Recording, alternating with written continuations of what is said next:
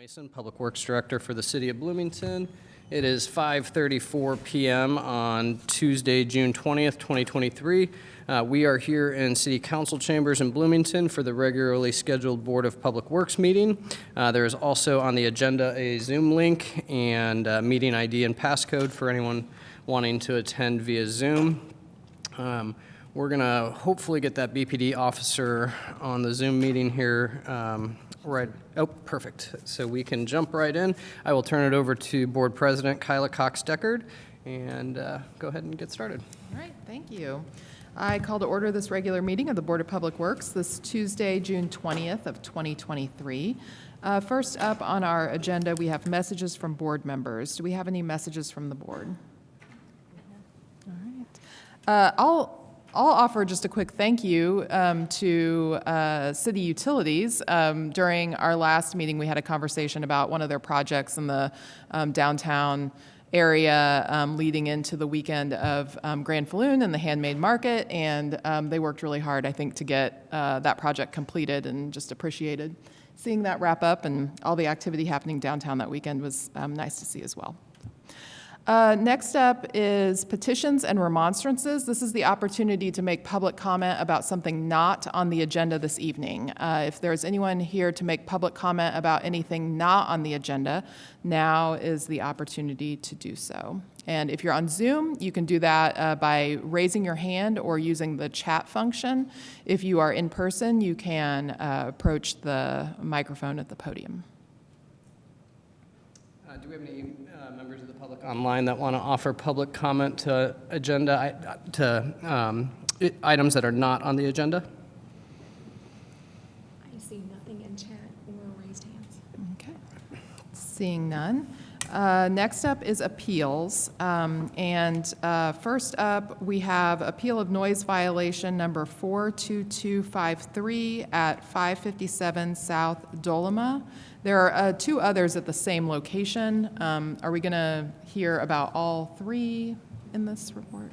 Okay, so the other two are violation number 42255 at 557 South Dolima and number 39053 at 557 South Dolima. Thank you, board members. Alexandrina Pratt, Assistant City Attorney for the City of Bloomington. At approximately 3:11 p.m. on April 21st, 2023, the Bloomington Police Department received a complaint regarding unreasonable noise at the property located at 557 South Dolima Avenue in Bloomington. Officer Kylie Jarrett of the Bloomington Police Department, who is here on Zoom today, responded to the call and arrived at the scene at approximately 3:26 p.m.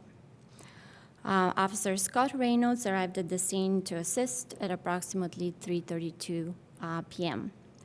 While a block away and approaching the property, Officer Jarrett was able to hear loud music playing and identified that the sound was coming from the property.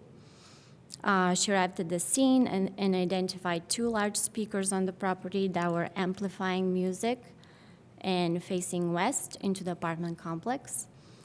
She's going to testify to those facts today.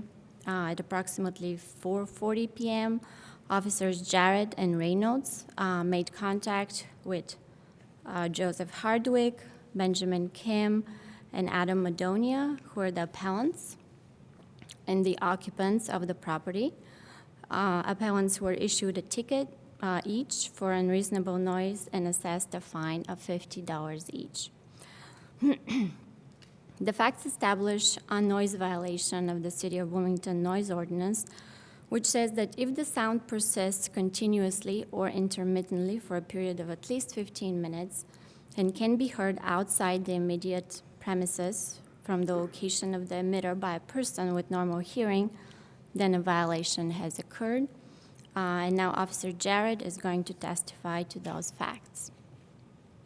Thank you. All right, so just a couple clarifying comments real quick. So we have three citations for the same address, and all three, Mr. Benjamin Kim, all three of the individuals issued the noise violations were all on the lease for the apartment. Is that correct? That is correct, Okay. yes. So do we need to take these up individually per citation, or can the board take one action for all three I citations? think they can all be taken together because the noise, the way the noise was emitted, it wouldn't matter. Yep. Whether Okay. it's individually or together, it's just for the sake of time. It's for the same property. Okay, so a couple other just real quick notes. Each of the appellants in their statements, Mr. Kim, Mr. Hardwick, and, what's that? And Donia, all stated that the speakers were on their property. They were the neighbors' speakers that were asked to be put on their property to provide the music for the party. So, and I guess this question would go to Officer Jarrett. In a situation like this, it's where the noise is being emitted from. It's not who owns the speakers, correct? Correct, yes, that's That's per city correct. code.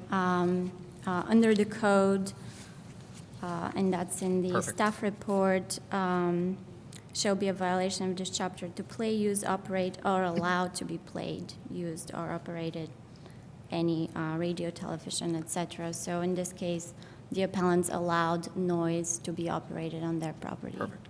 And then just one other follow-up question.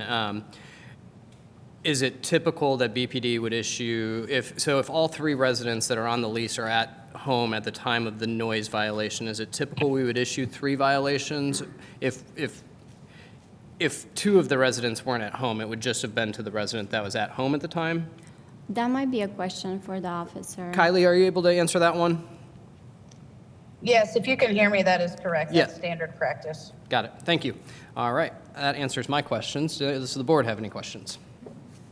Just want to confirm, I have a related question. When we've heard a noise violation in the past, there's typically 1 ticket per address because there's 1 primary resident at that address. Is that correct? And there are 3 tickets now because all 3 people are, it's a follow-up to your question, Adam. Yeah, All so 3 I people are on think the the lease. difference here, is that all 3 of them were home at the same time, participating in the event.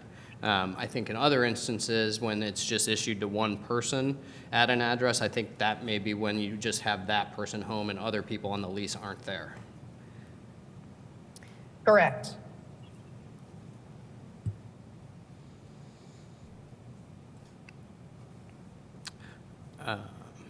So, Quick question about the way that the event unfolded and the citations. Were there additional citations given to other properties as well while this visit was conducted? No, there was not, due to the main source of the noise coming from that specific apartment that the citations were issued. perfect. All right. Okay. I hate to belabor a point, but this is 1 noise event, ticketed 3 times. Go ahead.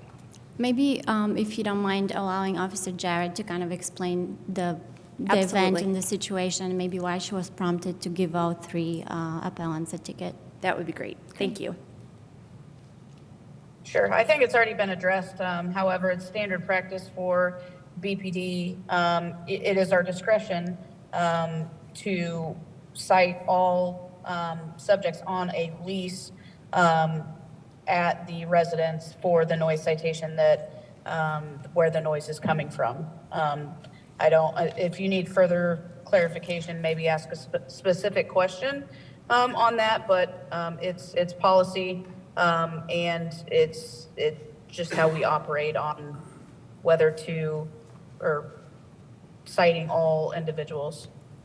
One item I will know, in the past, this board has operated under an understanding that during the specific weekend of Little Five, there are no warnings issued for noise. Is that typically the practice as well? Yes. And Officer Jarrett, if I may, during our discussion, you mentioned that the appellants were not being cooperative. Can you explain that to the board?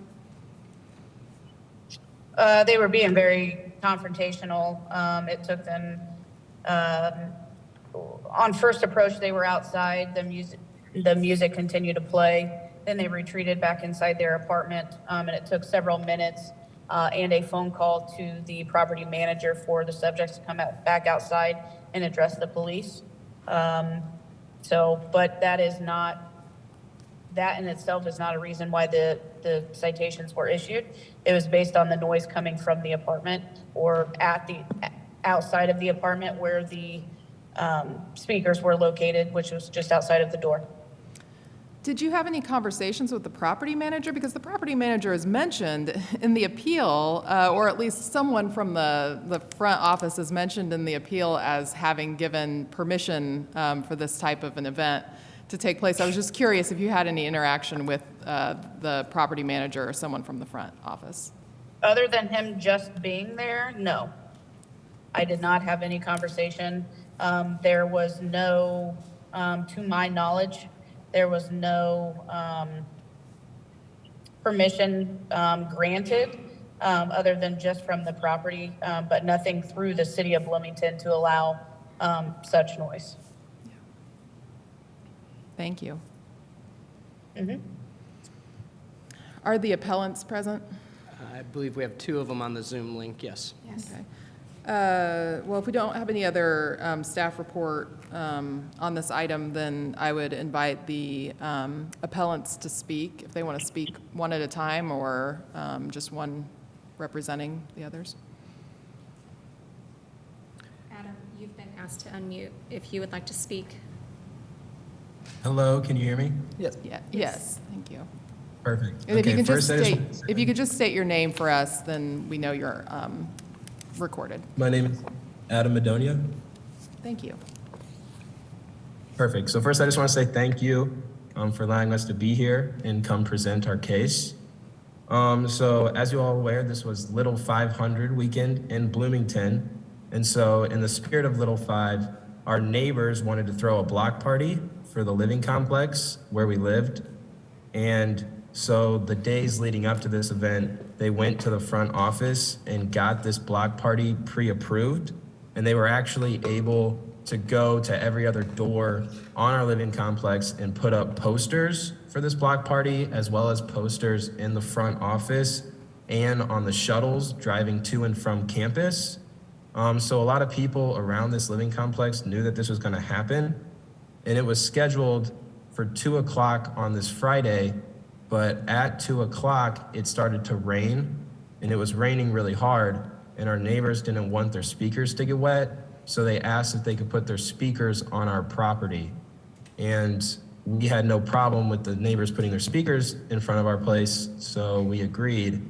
And then our neighbors were the ones that were playing the music, but then fast forward an hour and a half, when the cops showed up, and they told us that because of the speakers were in front of our property, even though we weren't playing the music, we were liable for all the noise. And then we all got written up for each $50 citation each. Speaking that this was on a Friday at 3 to 4 o'clock, we didn't receive a warning, and we didn't think that we were disturbing anybody because most people in our living complex knew that this was going to happen from all the posters and it being pre-approved. And then the officer also said that we were being resistant because at the time they arrived, I was at my neighbor's house. My roommates were not outside. They were inside. They didn't know what was going on. And so she told me that I had to give her my ID and go get all my roommates. So I went inside to tell my roommates that the cops were here and we have to give them all our IDs. And they were inside watching the Cubs game at the time. And so when I went inside, I was explaining the situation, saying that the cops are here and they want us to give them our IDs. And they were confused because they had just been watching the Cubs game and didn't know what was going on. And then we were all calling our parents and getting them on the phone to explain the situation. So we were inside for a while calling our parents before we did finally come outside to confront the officers that were at the scene. That's what I have to say. Ben, if there's anything you would like to add. Yeah, if there's anything Thank from you. the other appellant, you're welcome to speak. Hello? Can you guys hear me? Yes, if you can just state your name, please. Yeah, absolutely. My name is Benjamin Kim. And well, firstly, thank you to Adam for presenting a majority of our case. I appreciate it. Thanks, Adam. As well as the members of the board and Officer Kiley for coming today. We do appreciate you guys showing up for us. Firstly, I would just like to take this opportunity to publicly apologize to Officer Kiley for acting confrontational when she arrived at our door. As Mr. Madonia stated, I was I was inside for the entire basically duration of the start of the party. I had not come outside. I was watching the Cubs game. I believe they were playing the Reds at Wrigley. And as Mr. Madonia came back up to our door, he opened the door and said, "Hey, there's cops here. They need our IDs." To which I told him to simply just shut the door, make sure that we know what's going on, because there were a lot of people inside and I didn't want anybody to get in trouble for something that they didn't do. So I just wanted to make sure that we had a full understanding of the situation before we came outside to present our IDs. I would also like to make the point that myself and my roommates, including Adam Madonia and Joseph Hardwick, played zero role in purchasing, operating, maintaining, or moving the speakers and subsequent speaker systems that they were attached to. We were basically just there because A, they were our neighbors, so we kind of had to be involved with what they were doing, and B, it was technically on our porch. The speakers were loud to some degree. I will admit, I don't know how loud they were, but we had sort of made points like, oh, it might be a little bit too loud, but if we're just waiting until people start to show up, that should be fine. And we just wanted to make sure that, you know, everything wasn't incredibly loud, but it also, I guess, would be a little bit harder to tell if you were, like myself, sitting inside of the property and not outside facing or standing in front of the speakers. I'm sure it'd be a little bit louder from that perspective. So I believe that's everything that I have to present to you guys. Adam, if there's anything else, you could move on now, but if not, thank you once again for the entire board for hearing our argument today, as well as Officer Kiley as well. Thank you, guys. Thank you very much. One question, and there may be other questions from the board, but for the appellants, have your neighbors offered to pay for the citations?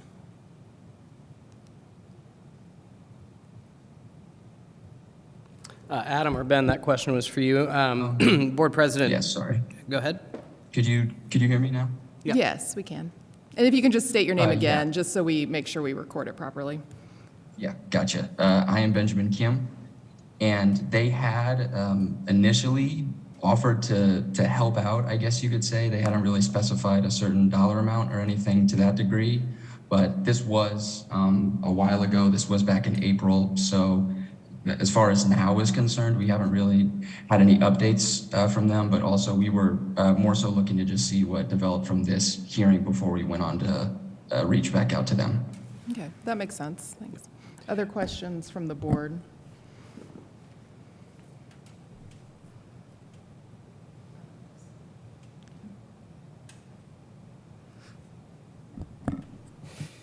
I'm still trying to go back to my original question and figuring out what's the difference between one noise incident being ticketed 3 times versus 3 separate tickets. I just have to defer to Officer Jarrett. It's their discretion on, you know, if they're issuing one ticket. Like I mentioned earlier, I think some of the previous noise appeals that we've heard is one person's been home having the party, was the one that interacted with the police. In this situation, they asked for all 3 lessees, it sounds like, and so that's, but it certainly sounds like an officer discretion type of issue. Okay. And that that Officer Jarrett chose to issue all 3 citations. I'll just make a couple other comments, if you don't mind, you know, for the appellants.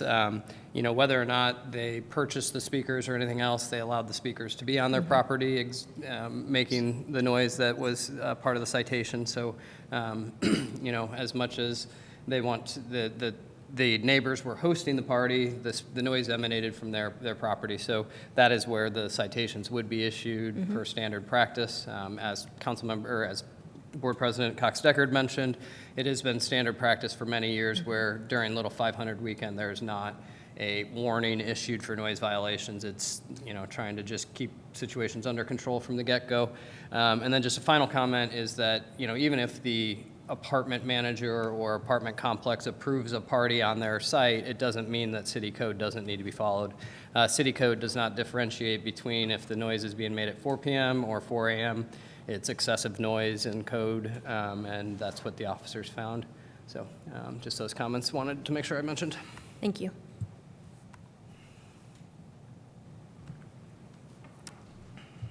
Any other questions?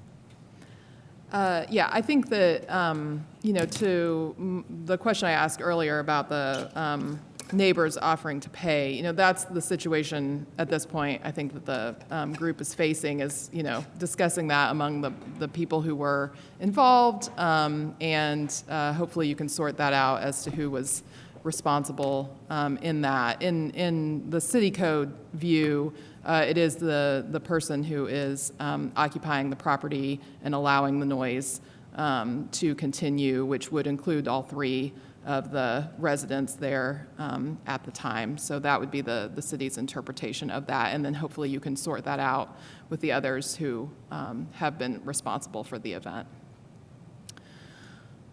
Any public comment on this item? There's no additional comment on Zoom. All right. Seeing none, is there a motion on this item? Can I call for a motion for all three together? Yes. I move that we deny the appeal of noise violations number 42253, number 42255, and number 39053 at 557 South Dolima. All right, we have a motion and a second. I will call the roll. Carone? Abstain. Lloyd? Aye. Cox-Deckard, aye. Motion passes. Next up is appeal notice of violation at 2510 South Bryan Street.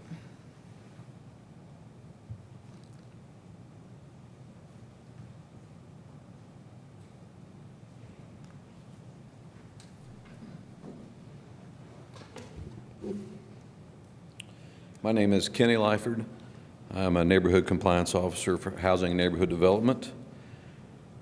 I received a U-report assigned to me, U-report number 183477 for yard waste. It was assigned to the Director of Sanitation, who then assigned it to our program manager.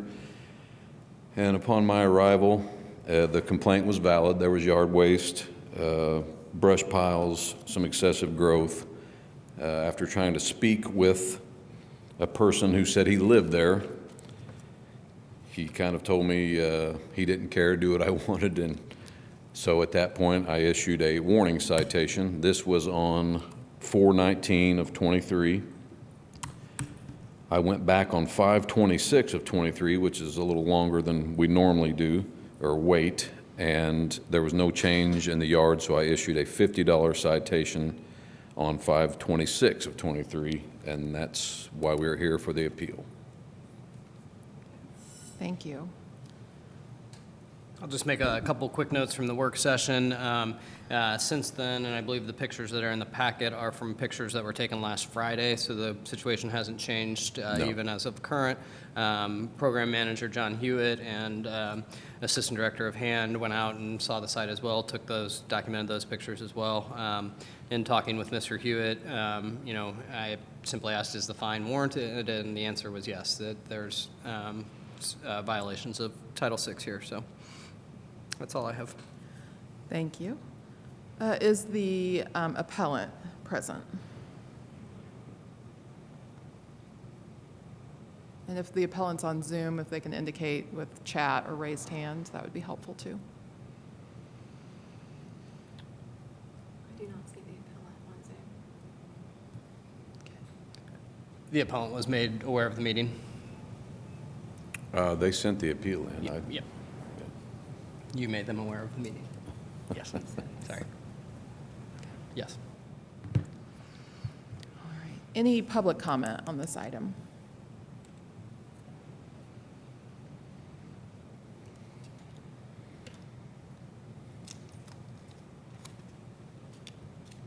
Are there any No. questions from None on the? Zoom. Okay. Okay, we don't see any public comment right now. Are there any questions from the board on this item? Just about your question if the appellant was made aware, I'm just looking at the appeal of the citation to our board. At the bottom, it says, I submitted my completed appeal, received the date of 5/25/23 when this board will consider my appeal, which is obviously not today's date.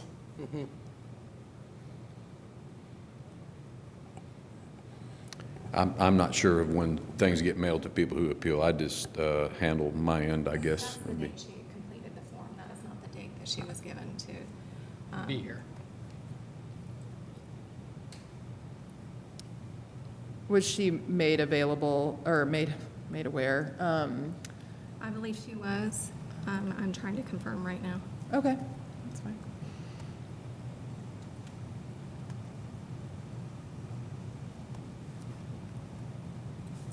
I would have to go back to see my sent email to see if I did. Yeah.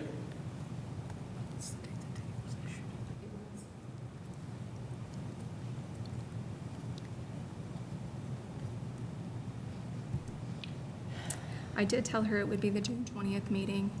I cannot confirm that she was actually giving the Zoom link, unfortunately.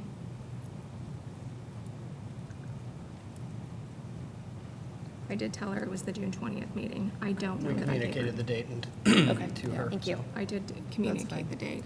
And there was just no follow-up?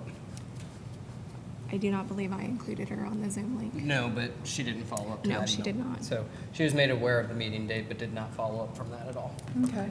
Well, we did receive the appeal content, and we've read that. That was in our Yes. packet, so we were able to review that content as well. Any other questions from the board? Okay. And we haven't had anybody new join on Zoom, have we? We have not. Okay. All right. Is there a motion on this item? I move that we deny the appeal of the notice of violation at 2510 South Bryant Street. Second. All right, we have a motion and a second. I will call the roll. Carone? Aye. Lloyd? Aye. Cox Deckard? Aye. Motion passes. Thank you. Next up is the consent agenda. Under the consent agenda, we have the approval of minutes for June 6th of 2023, a permanent easement request from City of Bloomington Utilities Department and Duke Energy, Inc. across City of Bloomington property, Resolution 2023-25, renew mobile vendor Big D's Barbecue, a license agreement with the trustees of Indiana University for curb ramp reconstruction on East 3rd Street, addendum number 1 to Kone Service Agreement, and approval of payroll. Do we have any items that need to be removed from the consent agenda? Do we have any public comment on any of the items within the consent agenda? Again, if you're on Zoom, you can use the chat function or the raised hand function. There is no comment on Zoom. Okay. All right, seeing none, is there a motion on the consent agenda? I move that we approve the consent agenda for tonight's meeting of June 20th, 2023. Second. All right, we have a motion and a second. I will call the roll. Carone? Aye. Lloyd? Aye. Cox Deckard, aye. Motion passes. Next up is new business. First, under new business is contract with OpenGov, Inc. for a cloud-based solution to create and manage procurement solicitations and workflows. My name is Julie Long. I'm the purchasing manager for the City of Bloomington, and I'm out of the Controller's office. I'm here before you this evening to ask approval for a contract with OpenGov.com. What this is a cloud-based software suite. Basically, what we'll do is we will take our paper RFQs, invitation to bids, quotes, and we will actually put those into where they're actually templates instead of passing back and forth Word documents and Excel documents. This also gives us a platform to post our bids, receive the solicitations or the submittals, the proposals, and then we can actually evaluate inside the actual procurement suite also. And this will also allow us to put all of our bids and our quotes and our request for proposals all in one website, where right now we're operating through 4 or 5 different websites on the city. What this will do will just automate the process of what we do by hand right now through, again, like I said, with Word documents or Excel. Everyone will, there's multiple users, there's no limit on the license, and it's very collaborative, and I can actually look at solicitations before they are put out on the street to make sure they're in compliance with our requirements, both our state, city, federal, and our internal policies. So I'm asking that you approve that contract this evening with OpenGov. And if you have any questions, I'm more than happy to answer them. Thank you. Questions from the board on this item? Just for the record, because we discussed this at the works session, could you repeat for us, please, how the total amount will be split between the 3 years of the contract? I certainly will. Thank you. The Controller's Office, for the first year and the implementation, they're going to actually pay for the service. After the service is implemented, then what we will do is we will allocate how many users are using the system, and then we will actually charge the different departments for how many users are actually using that system, and they will share in the expenses for, again, it's a hosted website. It's not something that's on our server, so they'll actually pay for the subscription services each year after that. Any other questions on this item? Any public comment on this item? There's no comment on Zoom. Seeing none, is there a motion? I move that we approve the contract with OpenGov, Inc. for a cloud-based solution to create and manage procurement solicitations and workflows. Second. All right, we have a motion and a second. I will call the roll. Carone? Aye. Lloyd? Aye. Cox-Deckard? Aye. Motion passes. Thank Thank you. you. Next up is Resolution 2023-29, Wrapped in Love.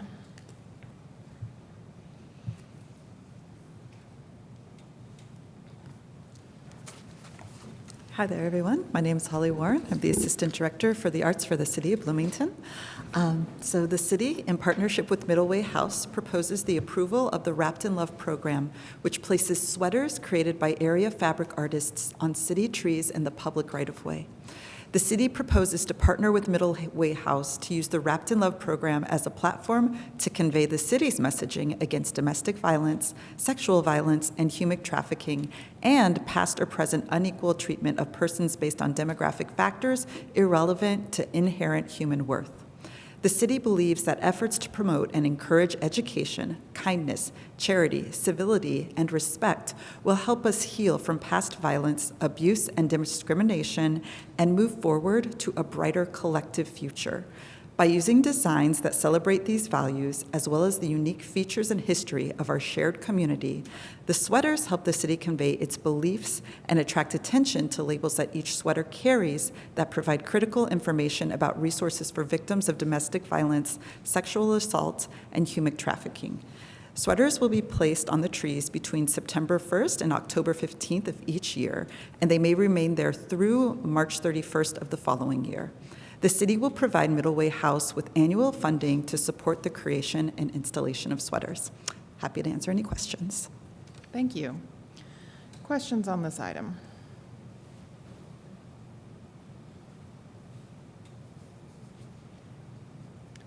Any public comment on this item? Again, if you're on Zoom and you'd like to make public comment, you can use the raised hand function or the chat function. If you're here in person, you can approach the microphone. There's no comment on Zoom. Seeing none, is there a motion on this item? I move that we approve Resolution 2023-29 for Wrapped in Love. Second.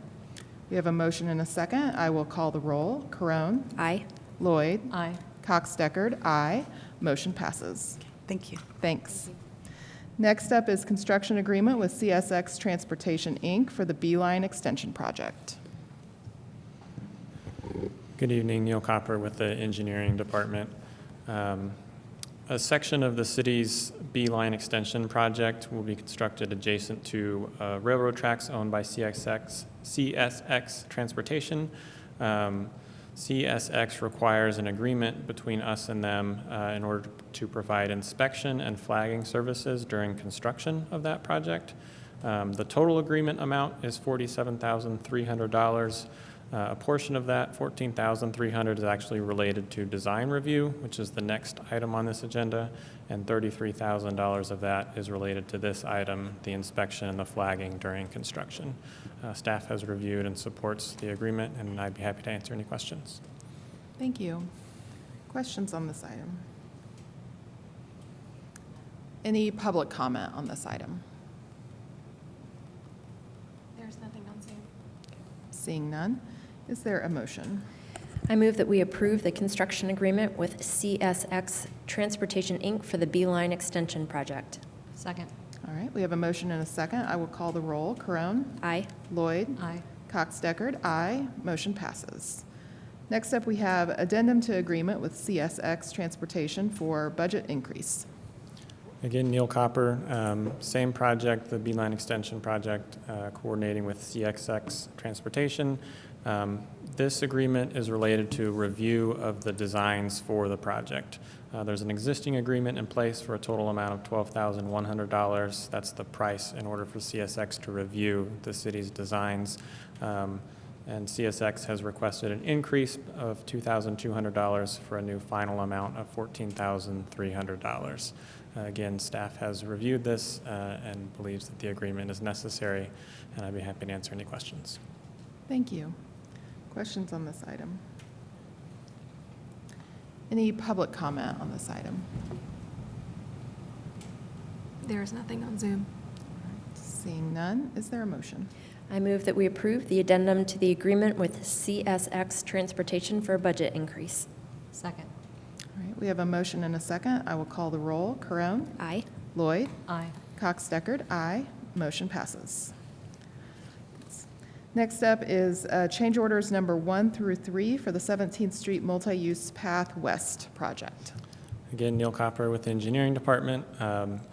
City project to install multi-use path on the north side of 17th Street. It also replaces the traffic signal at the intersection with Madison/Kinzer, replaces curb ramps, and includes street resurfacing. 3 change orders before you tonight. The first change order is related to a conflict that was discovered with a private sanitary sewer.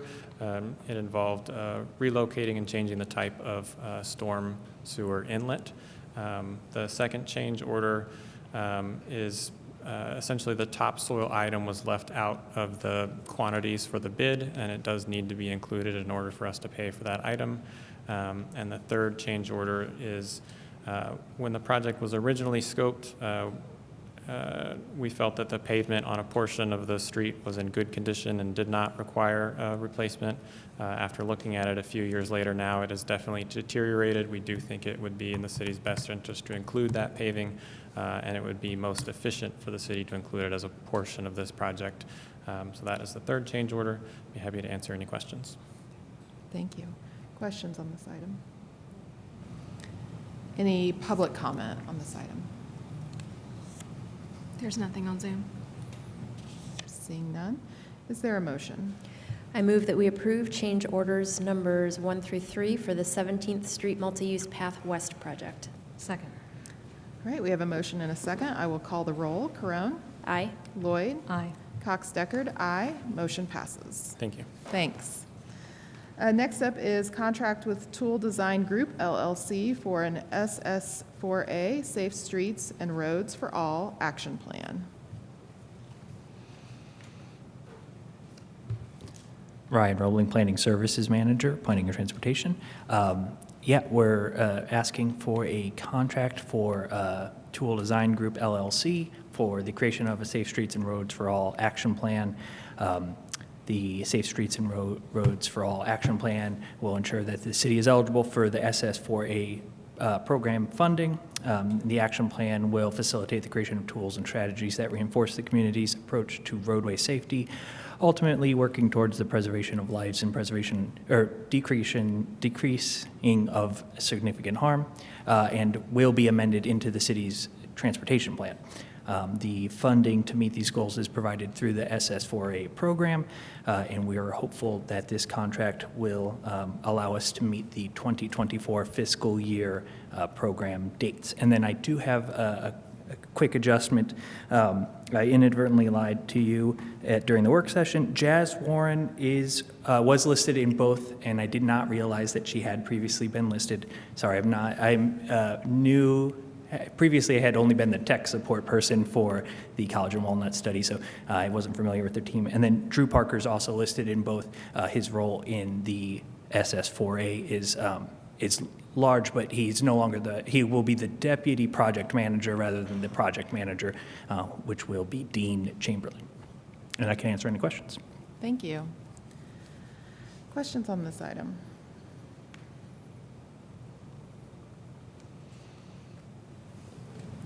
We had a lot of discussion about this item during the work session, which just happened, it feels like moments ago. So I thought I'd just offer a quick recap. We talked about the selection process for Tool, which was primarily the fact that they have the existing knowledge from previous work on the transportation plan / comprehensive plan, and the work that's happening currently for the College and Walnut corridor, bringing that information from the College and Walnut corridor into this process, but this process is much larger in the sense of reviewing safety of our roadways and pathways, but also to include the entire city structure to look at this in addition to that particular corridor. Does that sound like an appropriate recap? That is exactly right. Yeah, so this, rather than the corridor study, which will do a fine detailed analysis of just the corridor, this will take, and rather than programming anything, this will look at every street in the city and give criteria or do research and give criteria for future projects. Then we talked a little bit about how the flow of both of these studies are, happening in some ways concurrently, but also at slightly different timetables. So the anticipation is that the College Walnut Corridor study is wrapping up within 9 months, I think was the estimation. We're hopeful for 9 months, yeah. Yeah, so, and this would extend beyond that period. It looks like, I'm looking at the Gantt chart really fast, but looking at a July 24 sort of somewhat wrap-up date, maybe, if I'm interpreting the Gantt chart right. And then the fact that there will be public engagement. There's certainly an element of public engagement both during the study for the purposes of the SS4A report, and then also as each of those elements would be potentially implemented, there would be a public process too.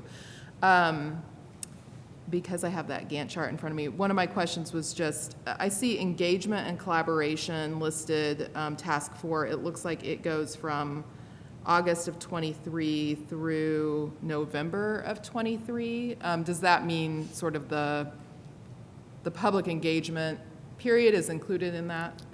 Is that right? Yeah, so for the actual action plan, that is the portion that will be the largest chunk of public engagement. Again, it will continue post this adoption period. There will be the creation of a committee that will review long-term projects and continually reference the document that's made, but during the portion of the development of the plan, that is a large portion of the engagement.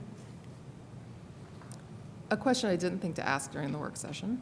How does the Department of Public Works, how is the Department of Public Works specifically engaged in this process? You want me to answer that one? Whoever would like to answer it as well. So on the technical side, when it comes to, engineering aspects of this, where it's really a technical, we defer to engineering and Andrew Seaborn and his team. When it comes to more of the policy, bigger picture type things, we get invites to the meeting, like, for the College and Walnut corridor study, staff has been engaged throughout that process. So that, on the technical side, when it comes to design and such, we do rely on engineering, but when it comes to more of the policy, big picture, we get involved with those conversations as well. Great, very good.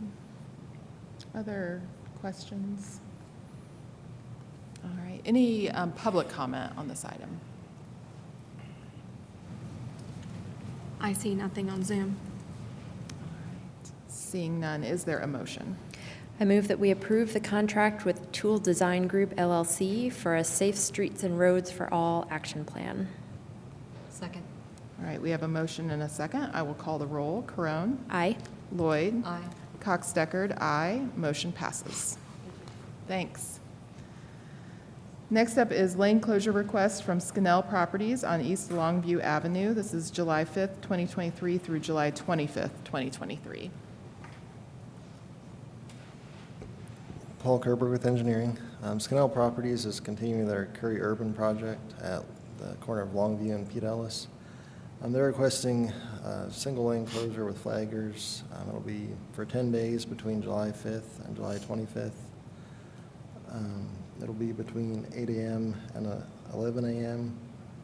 And I'd be happy to answer any questions. It's for offloading of materials. Thank you.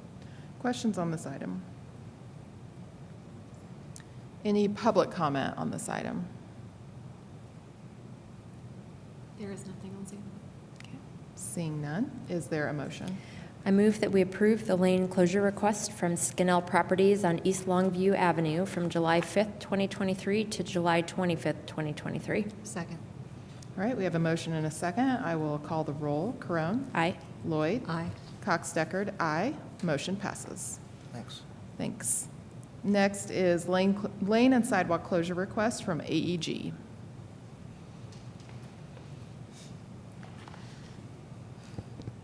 Hi, it's Alex Gray from engineering.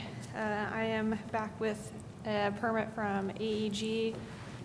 They want to do lane and sidewalk closures along East John Hinkle Place, and that runs between North Pete Ellis Drive all the way along East John Hinkle Place and then connects to East 10th Street, which is the NDOT side. So it's just for a way for them to connect that permitting situation there, because it's a little unique with the mix of state and city right away. Yeah, that's the only one I have for you at this time. So if you have any questions. Thank you. Questions on this item? No. Any public comment on this item? There is nothing on Zoom. All right, seeing none, is there a motion? I move that we approve the lane and sidewalk closure request from AEG. Second. All right, we have a motion and a second. I will call the roll. Carone? Aye. Lloyd? Aye. Cox Deckard, aye. Motion passes. Next up is moving lane closure request from Duke Energy on West Bloomfield Road and West 3rd Street, July 1st, 2023 through August 31st, 2023. Hi, it's Alex Gray from engineering again. So Duke Energy is planning on replacing a bunch of overhead equipment on their poles. So this is like fuses and that sort of thing, which can take anywhere from 30 minutes to 3 hours is the time frame that they had. It just kind of depends on each individual pole. Primarily, they will be working on West 3rd Street and as well as West Bloomfield Road. However, they do have a lot of neighborhood connector streets that are in those off of those main arterials. As we talked in the work session, plan to have them prioritize the West Bloomfield Road and the West 3rd Street. That way, they can hopefully be done with those prior to move-in in August. Thank you. Questions on this item? Any public comment on this item? I see nothing on Zoom. Seeing none, is there a motion? I move that we approve the moving lane closure request from Duke Energy on West Bloomfield Road and West 3rd Street from July 1, 2023 to August 31, 2023. Second. All right, we have a motion and a second. I will call the roll. Carone? Aye. Lloyd? Aye. Cox Deckard, aye. Motion passes. Thank you. Thanks. Next, we have Resolution 2023-24, right-of-way encroachment request from Rita's Italian Ice. Hello, Maria McCormick from engineering. Sorry, my papers are out of order. So we have an encroachment agreement request for Rita's Custard, Frozen Ice and Custard. They're going into the old falafel space in Dunkirk. They are requesting to use the right-of-way along Dunn Street to service their walk-up window. They have proposed a number of improvements to the right-of-way. Items that are included in this encroachment agreement are an existing sprinkler riser room, the concrete pad sidewalk area that they will be paving over in the right-of-way, a tree grate, awnings, and then a railing that will be installed between the right-of-way and the sidewalk. I do believe that the owner is here if you have any questions, which I think that you did earlier. Thank you. Questions on this item? I don't have questions, but I note that there have been a number of changes in the design, and I think that they address a lot of concerns that I had with the project. So I appreciate the petitioner working with the city. Yeah, I'll just comment on that. I do appreciate, I wanted to make note that engineering staff, planning and transportation staff all met on site with the property owner and petitioner for the business. We appreciate the collaboration on trying to get to a solution that everybody was satisfied with, and that's what we achieved. So you've got the fencing along the sidewalk that'll contain the area of the encroachment. You do have an internal entrance to the building that also provides access to the business. So appreciate the work of the staff and the petitioners to come to a compromise here. I just have one quick question. Do you know what your business hours plan to be? I'm particularly thinking about closing hours. And if you don't mind, just state your name for our records. Steve Wilkos. Thank you. So right now, our business hours are flexible. I mean, we know we'll be open at noon. How late we stay open is really dependent on the business. So we don't really, I know we'll be open till 11.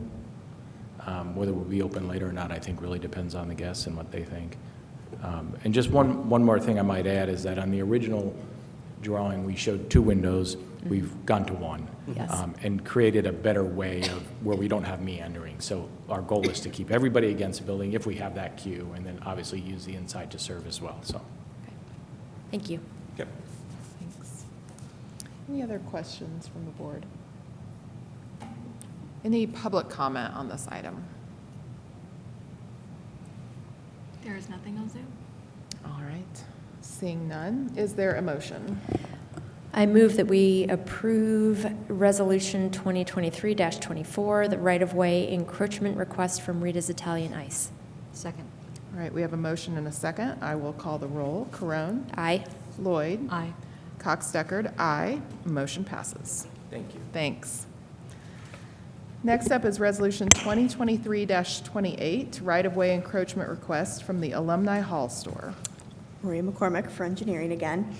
This is a encroachment request for an ADA ramp with a railing that was installed in the right-of-way along the east side of 124 East Kirkwood. The building went through a change of use. It previously was a office for Granite Rentals. It is now going to be a collegiate clothing store. Due to that change of use, they were required to have a second ADA accessible entrance exit. There was an existing door on the east side of the building, but it needed a ramp. They have constructed that ramp and need an encroachment agreement for the ramp and railing, which is what we have provided to you guys. Questions on this item? Any public comment on this item? There's nothing on Zoom. All right, seeing none, is there a motion? I move that we approve Resolution 2023-28, the right-of-way encroachment request from the Alumni Hall Store. Second. All right, we have a motion and a second. I will call the roll. Carone? Aye. Lloyd? Aye. Cox-Deckard? Aye. Motion passes. Next up is request for dumpster placement at 530 South Washington from City of Bloomington. Maria McCormick for engineering again. Housing and Neighborhood Development came to us with a request to place an alley, or to place a dumpster in the alley behind 530 South Washington. request for abatement came before the board and was approved on March 14th of 2023. They currently have the abatement scheduled for June 26th and June 27th. They need the dumpster placed so that they can accommodate that abatement. It will not impede traffic in that alleyway or access to the businesses in that area. Thank you. Questions on this item? No. Any public comment on this item? Nothing on Zoom. Okay. Seeing none, is there a motion? I move that we approve the request for dumpster placement at 530 South Washington from the City of Bloomington. Second. All right, we have a motion and a second. I will call the roll. Caron. Aye. Lloyd. Aye. Cox Deckard, aye. Motion passes. Next up is a contract with Patriot Interiors Unlimited, Inc. for FRP panels at Animal Care and Control. Good evening, Adam Wason, Public Works Director, on behalf of J.D. Boruff.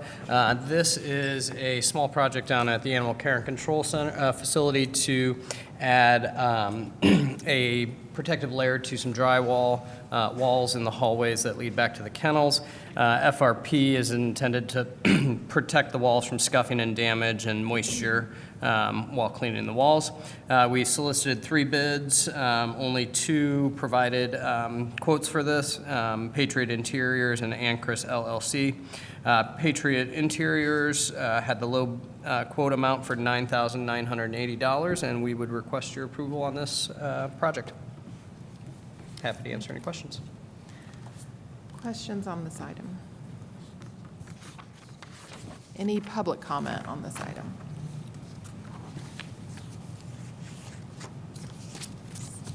There's nothing on Zoom. All right, seeing none, is there a motion?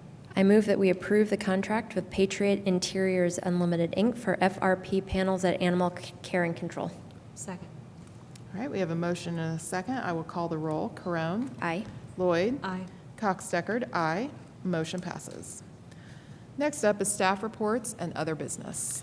Yep, good evening, Board. It's Adam Wason again, Public Works Director.